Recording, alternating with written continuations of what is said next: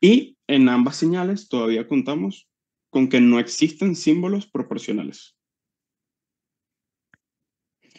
Y bueno, con respecto a la DEP, la señal 4 implica que las constelaciones de señales están más separadas en el espacio de señales, lo que generalmente conduce a una mejor inmunidad al ruido y a una menor probabilidad de error en la detección de la señal.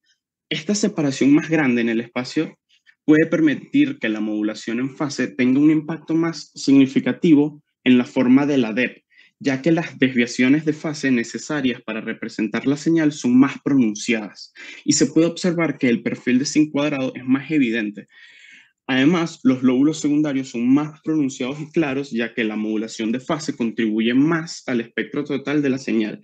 Y esto se debe a que, al requerirse mayores cambios de fase para lograr la separación deseada y aumentar la distancia mínima, las bandas laterales inducidas por la modulación de fase son más energéticas y definidas. De igual forma, a pesar de cambiar la DEP, el ancho de banda no cambió. Y bueno, aquí podemos ver la tabla resumen comparativa de los cálculos requeridos para el proyecto. Y esta fue nuestra presentación. Bueno, perdón, Alejandro, muchas gracias. Solo no me gusta que lean las láminas. Eso es lo único que no me gustó.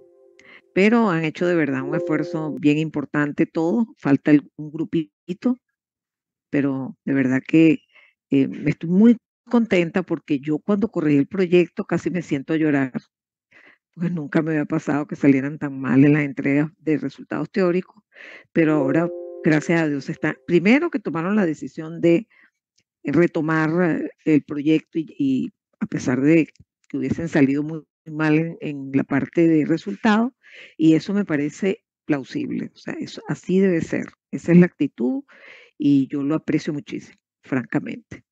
Bueno, vamos a continuar y disculpen, yo quería saber, queda un solo grupo y seguramente nos vamos a pasar de las 5 horas aquí, que son las 4 allá, no, ¿cómo es? De las 6, sí, de las 6 aquí que son 5, van a ser las 5, es decir, el extremo de la clase. ¿Tienen algún problema lo del grupo 4? Profesora, por mi parte no. Ajá, y tu compañero, para ver, Elder, ¿él tiene algún problema? Podemos continuar. ¿Podemos continuar? Ok, bueno, muchas gracias por cedernos estos minutos. Pero claro, bueno, comiencen, pues muchas gracias. ok, intentaremos ser breves. Excelente. Bueno, estoy esperando que mis compañeros compartan la pantalla. Ok. Bueno, somos el grupo 4, este es nuestro proyecto. Junto a Elizabeth, ya va, no me dejan hablar. Elizabeth, Luis, Elder y yo trabajamos para que el proyecto nos quedara bastante bien y bueno, les presentamos los resultados que obtuvimos. Para la señal 1, este fue el enunciado, es básicamente muy similar a todos los enunciados que hemos tenido antes. La frecuencia de símbolo es la misma, el tiempo de símbolo es el mismo, la frecuencia de portador es la misma, las bases 1 y 2 no existen en el mismo intervalo y duran una cuarta parte del tiempo, y los símbolos tienen signos opuestos, digámoslo así. Esto va a ser muy interesante más adelante. Hago una acotación en este momento, precisamente que el símbolo 1 contiene la base 1 negativa y el símbolo 2 contiene la base 1 positiva. Y lo contrario es cierto, el símbolo 1 tiene la base 2 positiva y el símbolo 2 tiene la base 2 negativa. Entonces podemos continuar, pero recuerden esto, vamos a tenerlo presente.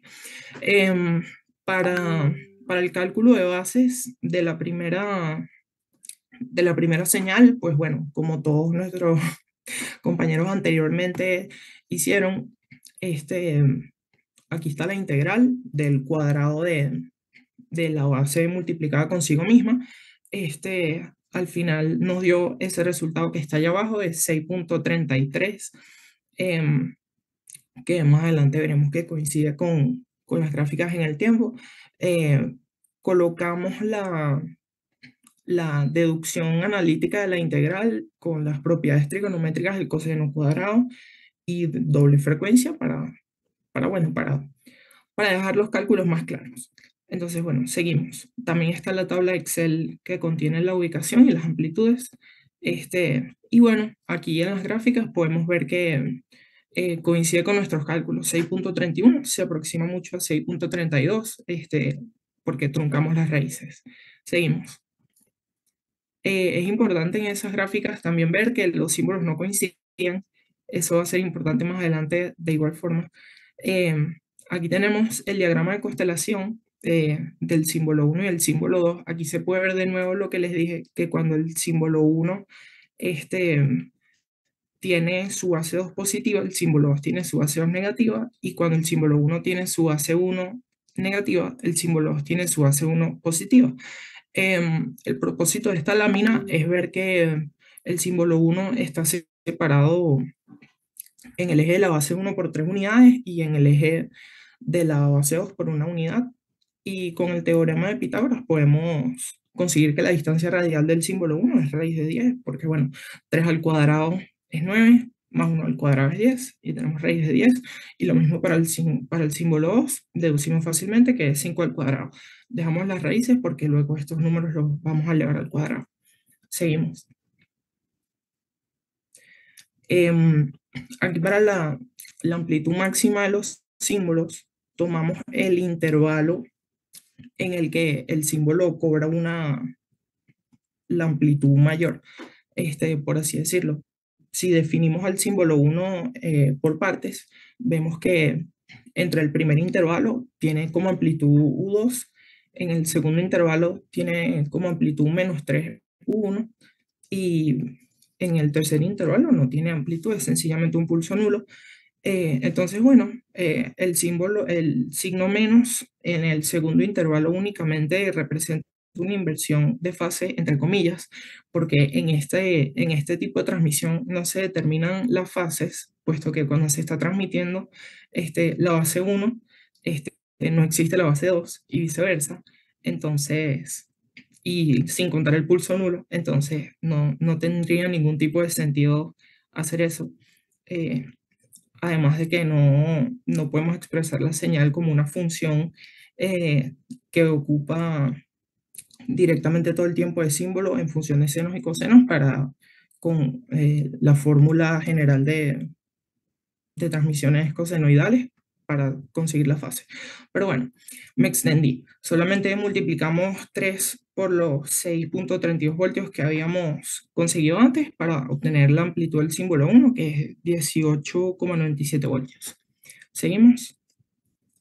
Aquí conseguimos la amplitud del símbolo 2 de la misma forma. Únicamente tomamos el primer intervalo en el que ocurre su mayor amplitud cuando este está multiplicado por 2, y obtenemos 12.65 voltios. Seguimos.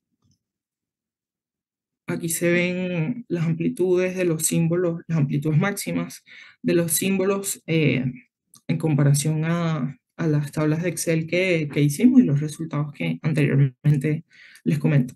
Seguimos.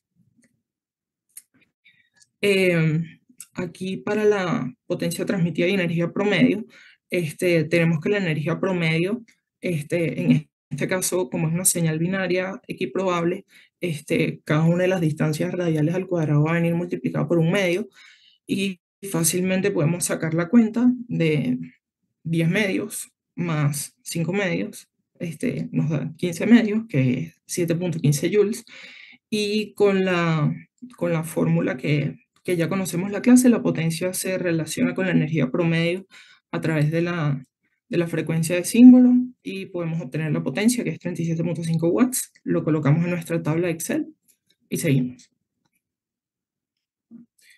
Ahora,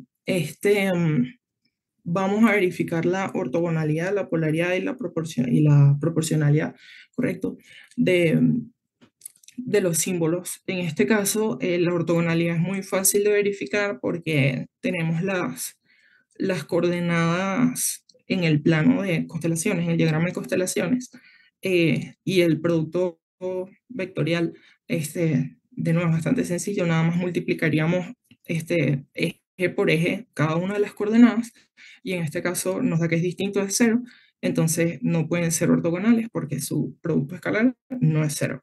Se pudiese también hacer la integral de estas dos bases multiplicándose y bla, bla, bla, para ver si fuese 0, pero es mucho trabajo, entonces nos contuvimos a hacer nada más el producto escalar. Para la polaridad, de nuevo, bueno, básicamente la polaridad es que un símbolo sea el negativo del otro, y como les dije al principio, para el símbolo 1, cuando uno es positivo, el otro es negativo y viceversa. Entonces cuando lo multipliques por menos 1, los símbolos van a invertirse, entonces uno nunca va a ser el negativo del otro porque tiene los símbolos contrarios en principio. Y lo mismo ocurre con la proporcionalidad. No existe ningún número positivo real por la que puedas multiplicar estos números para que sean iguales, estas señales para que sean iguales, precisamente por esto, por la inversión de símbolos, que resulta en una propiedad interesante que vamos a ver en un momento. Pero por ahora seguimos. El cálculo de la distancia mínima, de nuevo, lo utilizamos con las coordenadas cartesianas en el diagrama de constelaciones, y utilizamos la distancia de dos puntos en un plano, sencillamente, y ocurre que la distancia mínima es 5, y está de acuerdo con las simulaciones. Entonces, seguimos. Ok, ahora, para el ancho de banda, y aquí entro en algo importante. Como vimos antes, los símbolos tienen los signos intercambiados, y esto es bastante característico de las transmisiones con pulsos Manchester, que un símbolo, bueno, un bit, es como la forma de una Z y el otro es como la forma de una S. Entonces, el que es una Z primero es positivo y luego es negativo, y el que es una S, primero es negativo y luego es positivo, que es lo que está ocurriendo aquí, porque vamos a tener los senos y los cosenos multiplicándose, sumándose en intervalos distintos bueno, vamos a ver que en la DEP se muestran unas características de pulso Manchester, de duración 1/4 de T símbolo, y esto es muy importante porque para la señal 2, queremos diseñar una menor ocupación espectral, y en este momento, como tenemos que ocupar nada más 1/4 parte del tiempo del símbolo, el ancho de banda va a resultar en 40 Hz. Y me tengo aquí para explicar directamente nuestro diseño de señal 2, y es que aquí obtenemos 40 Hz porque multiplicamos por 4, y queremos más adelante multiplicar por la menor cantidad entera posible, que en este caso va a ser 1, y esto se debe, mis compañeros lo han mencionado antes, que la relación entre la ocupación temporal y la densidad espectral son inversas, y esto es correcto, pero nadie ha mencionado el porqué, y el porqué es que la transformada de Fourier de una autocorrelación es la densidad espectral de potencia, y la transformada de Fourier es retaliativa por la propiedad de dualidad. La dualidad en la transformada de Fourier dice que si tú tienes una función en el tiempo y la transformas a una en frecuencia, luego esa función, si tú la colocaras en frecuencia y la transformas al otro dominio, debe ser la misma. Entonces, es por esto que esta relación inversa ocurre, de que si una señal es corta en el tiempo, por así decirlo, es ancha en frecuencia y viceversa. Entonces aquí tenemos 40 Hz, más adelante vamos a obtener 10 Hz como los demás compañeros, entonces seguimos. Déjame hacer un comentario con lo que acabas de decir, ¿no? Hay otra forma de ver esa relación inversa entre lo que pasa en el tiempo y la frecuencia. Fíjense, imagínense que usted tiene una señal que cambia muy rápido, o sea, que tiene una transición violenta, como un pulso, por ejemplo. ¿Ok? La única forma de pensar en algunas sinusoides que sumadas generen a esa señal dígase la serie o la transformada de Fourier, es que esas sinusoides sean de alta frecuencia, porque son las que permiten cambios en frecuencia. O sea, imagínense una sinusoide de 1 GHz comparada con uno de 1 Hz. La de 1 Hz es casi una DC, pues, comparada y entonces esas transiciones violentas en tiempo necesitan alta frecuencia. Entonces, transiciones cortas implican anchos de banda muy grandes. Esa es otra forma de verlo que puede ayudar. Es interesante porque eso es un concepto que uno le tiene que quedar de por vida. Adelante. Gracias por su acotación, profe. Bueno, aquí tenemos nada más la gráfica que arroja el simulador. Podemos ver la propiedad de Manchester. Es un poquito difícil ver porque la señal por su frecuencia y por cómo se simuló y tomamos la captura es difícil de ver, pero los impulsos que son más grandes comienzan siendo positivos y los impulsos que son más pequeños comienzan siendo negativos. Entonces hay esta inversión de signo entre ambos símbolos. Seguimos. Aquí está la DEP, que bueno, básicamente es lo que he explicado todo este tiempo. Por la inversión de símbolos la inversión de signo entre los símbolos, nos da una característica de pulsos Manchester, que nos recuerda también al caso regreso a cero unipolar.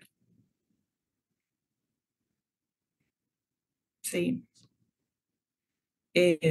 Aquí de nuevo ya lo expliqué, el tiempo de símbolo queremos que sea más grande para que la ocupación espectral sea menor por esta relación inversa. Y bueno, en el ejercicio anterior, en la señal anterior, ambas bases eran iguales, por lo que ahora vamos a desfasarlas para que éstas sean por lo menos ortogonales entre sí. Entonces, bueno, aquí está la señal 2 que nosotros planteamos. En principio, las dos bases ocupan todo TS, están desfasadas por menos pi medio, es decir, un seno y un coseno. Los símbolos son iguales, no se pueden cambiar por el enunciado y los datos generales siguen siendo exactamente los mismos. Entonces, seguimos. Los cálculos son exactamente iguales, la integral sigue teniendo la misma forma y obtenemos este numerito de 3.16. Seguimos. Aquí en la gráfica vemos de nuevo que 3.16 de nuestro cálculo coincide con las simulaciones de las bases a esta frecuencia de portadora y frecuencia de símbolo. Seguimos. Esta lámina es exactamente la misma que teníamos antes, para ver las coordenadas radiales y tenerlas frescas, porque en la siguiente lámina sí tenemos que utilizar la fórmula de amplitud máxima. La fórmula de amplitud máxima necesitamos conocer las coordenadas cartesianas de ambos símbolos. Entonces, en este caso vamos a utilizar las coordenadas del símbolo 1. Lo utilizamos en la fórmula que tenemos a la derecha de amplitud máxima de C1, su coordenada en el eje de U sub 2, de U sub 1 es -3 y en el otro es 1, y obtenemos que la amplitud es 10. Se ve arriba, es difícil de ver, pero da 10. Confíen en nosotros. Seguimos adelante. Lo mismo para la otra señal. Utilizamos las coordenadas cartesianas y nos da 7.07. De nuevo, estos son aproximados. Los resultados los habíamos expresado como radicales inicialmente para, en el caso de utilizar este proyecto realmente, poder incluir la mayor cantidad de precisión posible. Pero bueno, con fines pedagógicos, nada más nos quedamos con 2 decimales para todos los cálculos. Entonces, bueno, seguimos. Aquí el cálculo de la fase, bueno, no los quiero aburrir de nuevo, como ya lo han explicado ya todos los grupos anteriores. Básicamente, expresamos el símbolo 1, el que está ahí en el medio, el 9.48 seno más 3.16 coseno, que fueron las amplitudes que conseguimos antes. Lo comparamos con la forma general de una transmisión cosenoidal. Y bueno, igualando bueno, básicamente haciendo sistema de ecuaciones, obtenemos que la fase es 1.24. Y en este caso, si sacamos el coseno de 1.24 radianes y seno de 1.24 radianes, si conseguimos los símbolos, digamos, los signos que ocurren en el diagrama de constelación. Coinciden estos signos, estos símbolos. Entonces, bueno, seguimos, que es la siguiente fase. En este caso, de nuevo, se hace el sistema de ecuaciones con estos resultados que ya conocemos y calculamos que el número alfa es 0.46, pero ahora 0.46 no va a ser nuestra fase, porque cuando calculamos el coseno y el seno, no coinciden con los signos que debería tener nuestro símbolo 2. Y esto se cambia sumándole pi a este resultado de alfa y conseguimos una fase de 3.6 al final. Seguimos. La ortogonalidad la podemos demostrar en las bases, la podemos demostrar con una propiedad bastante interesante, y es que el seno y el coseno son ortogonales, los pudiésemos multiplicar e integrar en el intervalo de 0 a ts y demostrar que da 0, pero en este intervalo ocurre simetría opuesta. Esto quiere decir que el seno es una función impar, mientras que el coseno es una función par. Entonces, esta condición es suficiente para afirmar que las bases son ortogonales entre sí, y esto está de acuerdo con lo que la simulación arroja. Además, hay otra demostración que tenemos ahí con un número entero de ciclos, pero es suficiente decir que tienen simetría opuesta. Con respecto a los símbolos, el producto escalar no cambia porque no nos permite cambiar el diagrama de constelaciones del enunciado, por lo que los símbolos siguen sin ser polares y siguen sin ser proporcionales. Lo único que cambiaron fueron las bases porque fue lo que se nos permitió cambiar. Entonces, seguimos. Comentario de la ortogonalidad. En señales uno trabaja con el concepto de ortogonalidad, pero en señales ilimitadas en tiempo. Entonces es menos restrictivo porque aquí ahora estamos determinando ortogonalidad en un intervalo finito, que en general, en este caso es binario, pero en general es 0 ts. Entonces ahí sí juega, es importante mencionar que la frecuencia, que nadie lo había mencionado hasta ahora, que la frecuencia de portador es múltiplo entero de la frecuencia en bit. Y eso aquí es clave, porque cuando éramos más libres decíamos que bastaba que las señales no coincidan en tiempo o no coincidan en frecuencia, por ejemplo, dos sinusoides de frecuencias distintas, o tengan simetría opuesta. Eso eran los datos generales, pero porque las señales las veíamos en señales y sistemas entre menos infinito e infinito. Entonces aquí es mucho más restrictivo, porque tenemos que tomar en cuenta que, digamos, el hecho de que, ¿y por qué fijamos FC igual a 400 Fbit? No es porque por capricho, para que las integrales den cero, no. Eso tiene una razón básica, y es que, digamos, en la medida que uno tiene una relación entera entre esos dos valores, en la señal en tiempo se producen menos saltos. Y los saltos, como acabo de decir hace unos minutos, implican un incremento en el ancho de banda. Entonces, eso tiene, digamos, una razón de ser importante mencionado. Gracias, profe. Bueno, ¿podemos seguir? Ok. Es que se me cambiaron los audífonos y todo a Sí. los de la computadora. Disculpen, puedes proseguir. Ok, el cálculo de la distancia mínima de nuevo es el mismo porque no pudimos cambiar el diagrama de constelación. Seguimos. El ancho de banda, aquí ocurre lo que les expliqué en el cálculo de ancho de banda para la señal 1. Como ahora hay que multiplicar a 2 la frecuencia del símbolo por nada más 1, puesto que nuestra transmisión ocupa todo el tiempo de símbolo, obtenemos que el ancho de banda son 10 Hz, una reducción de ocupación espectral, que era el enunciado del ejercicio y lo que se nos pedía. De todas formas, tenemos un análisis más profundo a continuación. Aquí tenemos las gráficas en el tiempo. Vemos que ya no tenemos saltos hacia cero, lo cual va a cambiar la densidad espectral y no vamos a tener este resultado tipo Manchester, que vamos a ver en la DEP ahorita. Seguimos. Aquí tenemos el clásico sin cuadrado de nuestra modulación por fase y amplitud. A pesar de que sea una señal no convencional, tenemos modulación por fase y amplitud, por lo que esperamos una forma aproximada al menos de sin cuadrado.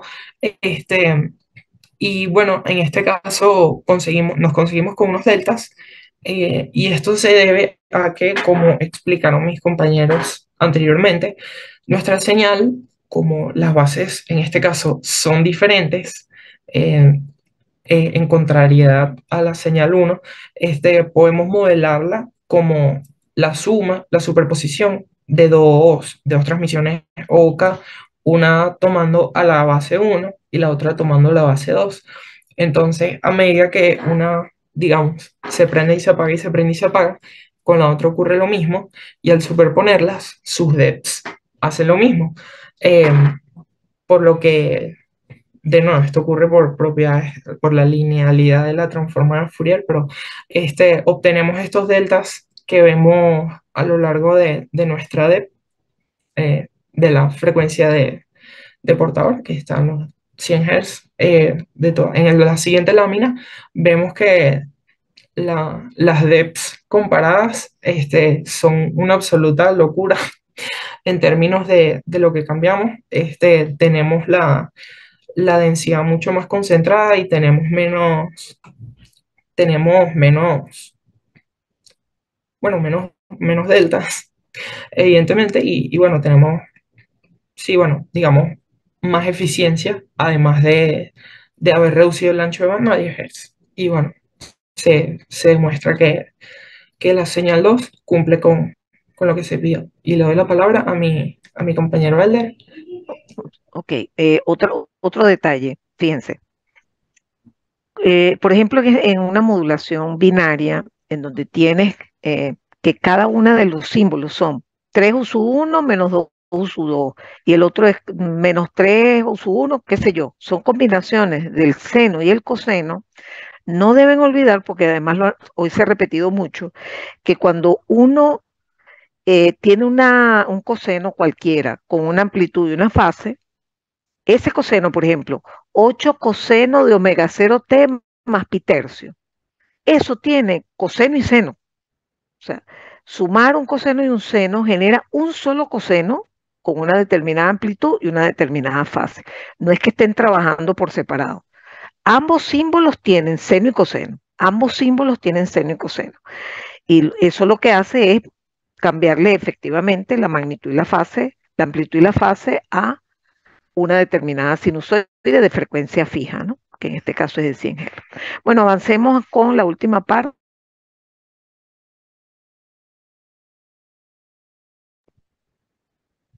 Buenas tardes, profe, ¿me escuchan? Sí, Elder, se oye. Sí, se Ok, escucha, disculpa que tenía bloqueado el micrófono.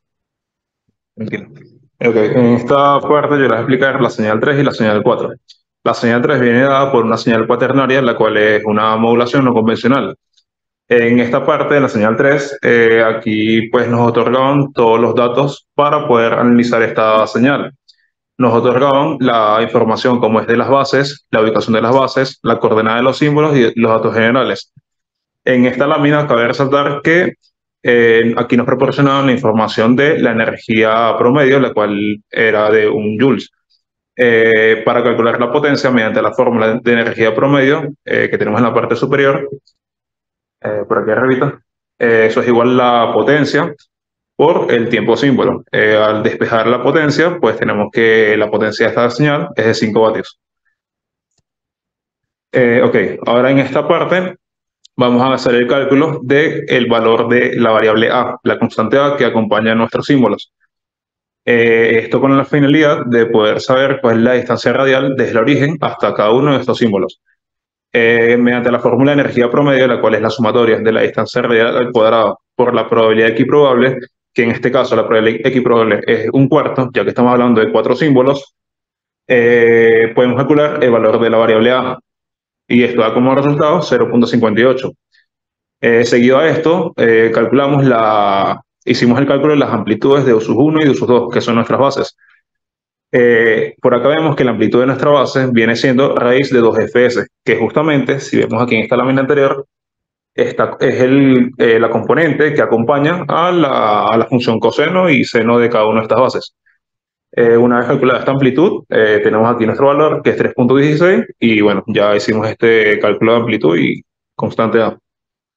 En esta parte podemos corroborar que nuestro cálculo de amplitud teórico coincide con el gráfico, con el simulado, el cual podemos por aquí verificar que es 3,16 en cada uno de ellos dos. En esta parte mostramos cómo es nuestra constelación con respecto a los símbolos.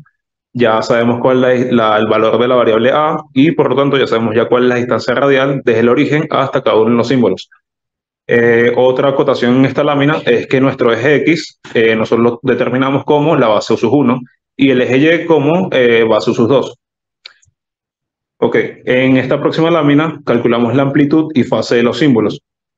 Aquí entre el símbolo 1, 2 y 4 pudimos determinar que mediante una sola fórmula pues podemos calcular esa amplitud. Esa fórmula se ve aquí en la parte de abajo derecha, el cual es la amplitud de cada base por la distancia radial. Esa fórmula la aplicamos en cada uno de nuestros símbolos, el símbolo 1, símbolo 2 y símbolo 4.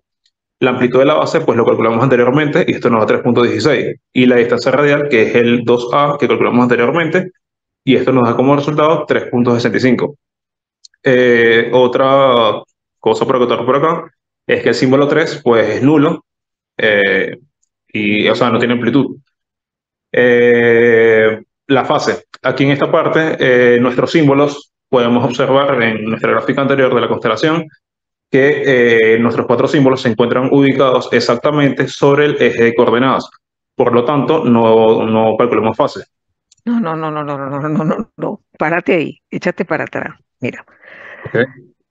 en las señales 1 y 2 no tenía sentido hablar de fases porque las fases justamente se asocian a símbolos que ocupan todo el tiempo de símbolo, ¿ok? Como las que están graficadas allí.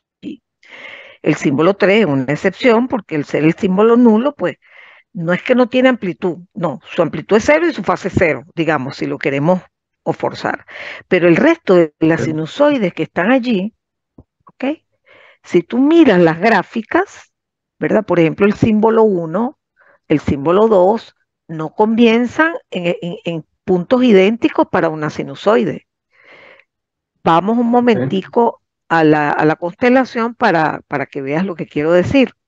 El símbolo que está a la derecha, que es 2a u sub 1, si u sub 1 es un coseno, ese símbolo es un símbolo proporcional al coseno. O sea, por lo tanto, la fase vale 0. El otro símbolo, su opuesto, con respecto al coseno, tiene una fase de pi. El otro símbolo, que es un seno, uno puede escribir un seno como coseno de omega 0t menos pi medio. Por lo tanto, la fase de ese símbolo es menos pi medio.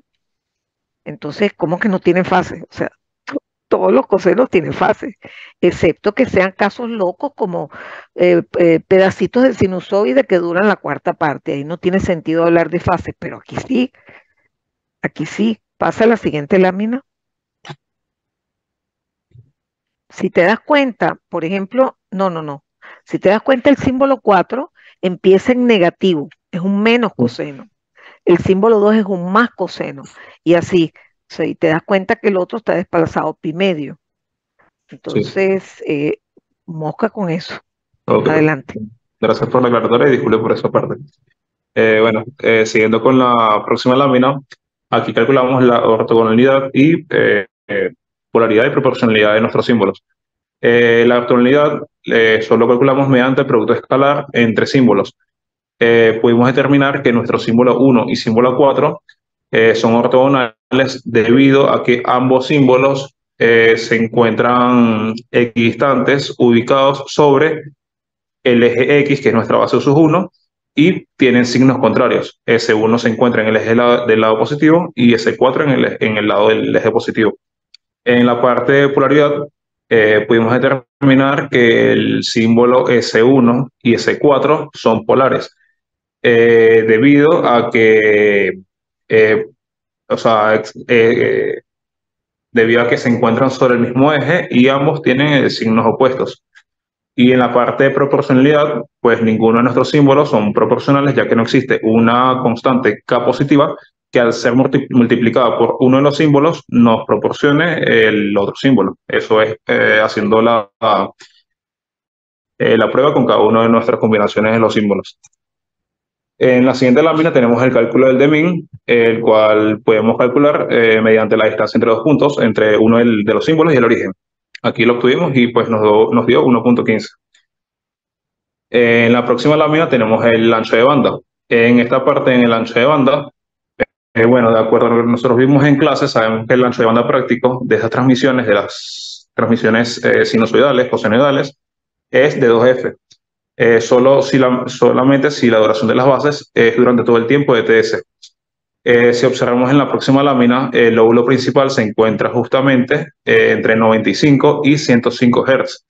Esto nos da como consecuencia que o sea, que está centrado en 100 Hz. ¿Y qué pasó con la Por lámina aquí de la DEP? calculamos eso está en la siguiente, profe. En la siguiente lámina se encuentra la DEP. Está por acá, aquí en la siguiente. Bueno, aquí en esta parte, pues sabemos que como toda modulación de fase, amplitud, como es nuestro caso, tenemos una DET que es una sin cuadrado que corta en FC, que es nuestra frecuencia portadora, más FS y la frecuencia portadora menos FPS. Por lo que podemos decir que el ancho de banda será de 2 FPS. Como fue explicado anteriormente, esto puede ser interpretado como una superposición de 4 señales o K. Procedimos a la señal número 4. En la señal número 4, aquí lo que nos solicitaban era que podamos obtener una mayor fortaleza frente al ruido, pero con una cierta limitante. La limitante es que únicamente podríamos mover dos símbolos, o sea, máximo dos símbolos, puede ser uno o dos símbolos. Y bueno, y otro punto es que no podíamos modificar las bases, como ya lo comenté. Aquí tenemos nuestros datos que nos dieron en esta señal 4. Tenemos la información de las bases, de la ubicación de las bases, que eso no podemos modificarlo, y los datos generales. Aquí en esta lámina viene la explicación de el motivo de por qué movemos el símbolo 2 y el símbolo 3. Y esto es debido a que nosotros tomamos una variable llamada alfa. Esa variable alfa es la distancia que hay desde el punto de origen hasta el símbolo 2. De igual manera, desde el origen hasta el símbolo 3. Tomamos por conveniencia que esta distancia sea la misma y mediante la fórmula de la energía promedio, que sabemos que nuestra energía promedio es igual a 1, al sustituir estos valores en esa fórmula, pues despejamos el valor de alfa. En este caso, pues nos dio 0.81 y ese fue el valor de alfa. En este caso tenemos que las amplitudes de las bases son idénticas a la de la señal 3, ya que en eso no hubo modificación. Por acá podemos ver la constelación, donde se encuentran todos los símbolos, y aquí podemos ver los valores de una manera más explícita en cada uno de nuestros ejes. Ya sabemos cuál es el valor de alfa y el valor de A. Ok, en la próxima lámina tenemos la amplitud y fase de los símbolos. En esta parte calculamos la amplitud para la base S1 y S4 mediante la siguiente fórmula, que es la amplitud de la base por la distancia radial. Esto nos dio como solución 3.65. De igual manera, calculamos la amplitud para la base S2 y S3. Y esto nos dio como resultado 2.58. Aquí la parte de ortogonalidad, tenemos que realizamos el mismo análisis que en la señal 3, que es realizar el producto escalar entre símbolos, haciendo varias combinaciones. Por acá podemos determinar que el símbolo S1 y S4 son ortogonales, ya que pues al hacer el producto escalar, pues esto nos da cero, nos da diferente de cero, disculpe. Y al igual, de igual manera, el símbolo 2 y el símbolo 3, al realizar el producto escalar, pues nos da diferente de cero. Ahora, en la parte de polaridad, pudimos evidenciar que el símbolo 1 y el símbolo 4 son polares, igual que pasó en la señal 3, debido a que son de signos opuestos y se encuentran sobre un mismo eje. Eso pasa con el símbolo 1, el símbolo 4 y con el símbolo 2 y el símbolo 3. En la parte de proporcionalidad se mantuvo lo mismo, que no ningún tipo de símbolos son proporcionales entre ellos, ya que no existe una variable k positiva que al ser multiplicada por uno de los símbolos nos proporcione el otro símbolo. En esta parte de fortaleza frente al ruido calculamos fue el Dmin, que es el sinónimo. Aquí nuestro Dmin, nuestra distancia mínima, como podemos ver aquí en la gráfica que está en la parte de abajo derecha, nuestro Dmin es la distancia entre dos puntos, el cual fue el símbolo 1 y el símbolo 2. Esta distancia, pues calculándola, nos dio 1.41 y ok, con esto calculamos fue el Dmin. Por aquí podemos ver nuestra gráfica en el tiempo. Está la señal con el ruido y la detectada. Ok, en esta parte de la señal, como mencionamos anteriormente, todas las modulaciones de amplitud o fase llevan un sin cuadrado en la frecuencia de trabajo, en FC. Eso justamente es lo que estamos observando en nuestra gráfica en la parte de aquí abajo. Pero sin embargo, podemos observar que también en esta gráfica, en lo que acomodamos, reducimos el ruido. Nos deshicimos de las líneas espectrales que veíamos anteriormente, que estaban justamente alrededor del lóbulo principal. Por acá podemos hacer una comparación con respecto al min de la señal 3 y la señal 4. Pudimos detectar que nuestra distancia mínima en la señal 3 fue de 1.15 y en la señal 4 fue de 1.41. Y en la parte gráfica, que está justamente en la parte de abajo, pudimos observar que, bueno, la de ruido, pues, en la señal 4 construimos una mayor fortaleza frente al ruido. Bueno, profesora, esta fue nuestra defensa del proyecto y bueno. Ok, voy a cerrar recordándoles que una de las cosas que pasó al ustedes mover ese símbolo es que, como se dijo también en muchos grupos anteriores, generaron o forzaron polaridad, que sabemos que está demostrado, pues que es lo más conveniente cuando vamos a hacer una transmisión. Puede ser banda base o pasabanda, por ejemplo. No retorno a cero polar es un pulso positivo y uno negativo, son polares, y eso es mejor que no retorno a cero unipolar para dos señales de la misma energía. Entonces, bueno, les agradezco. Primero me le pido disculpas porque nos sobrepasamos la hora que tiene la materia, pero tengo que decirles que estoy muy contenta porque francamente se superaron, pues, o sea, me borraron esa imagen horrible que me quedó cuando corregí los resultados teóricos y los felicito, hicieron un esfuerzo y bueno, eso todo tiene su recompensa. Así que bueno, muchas gracias. Además, vinieron bastante a la presentación, que eso no es usual, se quedaron hasta esta hora, así que gracias. Voy a cerrar Usted, profe, hasta luego. Bueno, pues que Gracias esté a muy usted, bien. profe, nos vemos.